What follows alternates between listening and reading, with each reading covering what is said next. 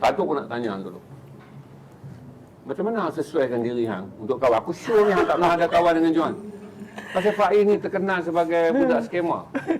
Macam dah hang cerita dulu, kita duk simpan kan. Kita tak tahu take for granted. Tak tahu John tak ada esok. Kalau aku tanya ni kita nak buat lah kan. John dalam kenangan lah. John dah tak ada. Banyak. Bukan tak ada. Macam mana dah berjaya, dah ada PhD, pergi duduk negara. Dia tinggal kita, dia tinggal kita. Lepas tu tak mengaku dah. Kan, tak mengaku dah dia ni ada kaitan dengan Malaysia. Jadi macam mana kita nak cerita pasal John? Macam mana hang boleh cerita dari seorang budak yang hang rasa sukan? Kata Faiz ni dia bukan orang yang Fengki-fengki tuan-tuan. Nama dia dengan nama saya sama, bro. Sama. Sebenarnya sama. Nama dia Izul Itu Faiz. yang membuktikan nama boleh menipu kita. Betul. Apa ada pada nama? Ya.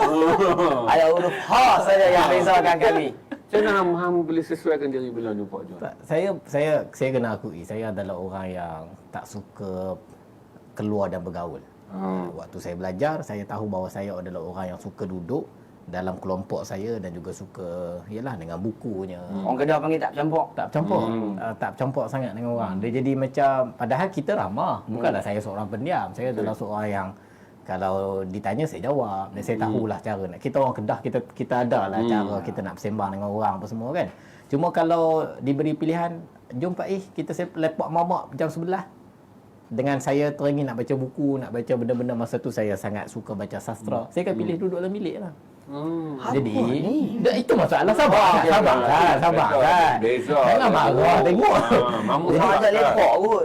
Jadi masa tu saya hanya berkawan dengan buku. Saya tahu saya kata aku ni sampai bila nak macam ni kan.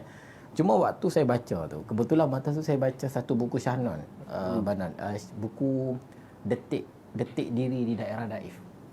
Yang Syahnon cerita pasal sampai detik diri daerah Daif. Cerita detail dia melalui hidup dekat kampung Banggu Dedap Sik.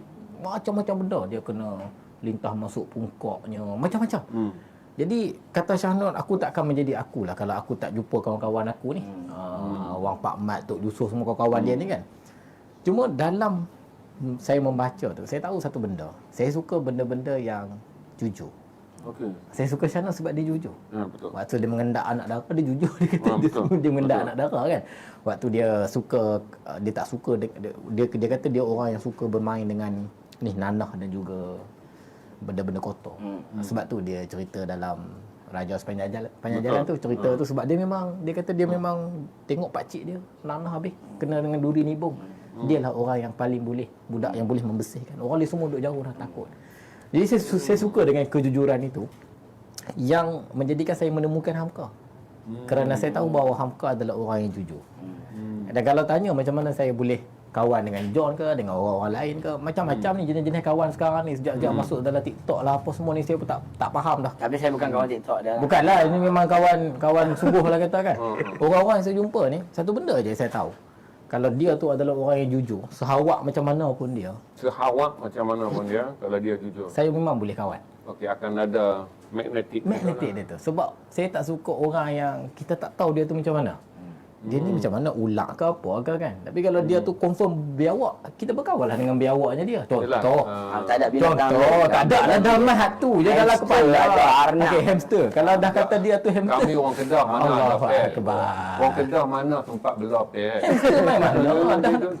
Dah nama bewak. Dah memang nampak bewak daripada dulu. Tu pun dia tak sebut kabuk. Yang bewak kabuk lagi teruk. Tak, bewak ada banyak jenis. Bewak bayang yang orang belah. Tapi bewak kabuk mustahil. Kan? Dan maksudnya kalau dah kenal dia tu bewak, bukan bila kita duduk nampak jom macam bewak. Dekat-dekat boya. Tak suka, saya kurang sikit lah. Jadi, apa istimewa John? Jujur. John tak cuba menjadi seorang Nabi, tak juga cuba menjadi seorang Fir'aun. John menjadi seorang John lah dia. Alhamdulillah. Jaga saya. Sebab aku pun kadang-kadang berkuat dari duk fikir siapa John dalam tafsiran. Lah aku dah tahu lah, John tak berusaha menjadi Nabi dan juga tidak berusaha menjadi Fir'aun. John adalah John. Gitu. Itu. John. Mai dah. Hang aku tahu lah, John ni seorang yang nampak simple tapi rumit.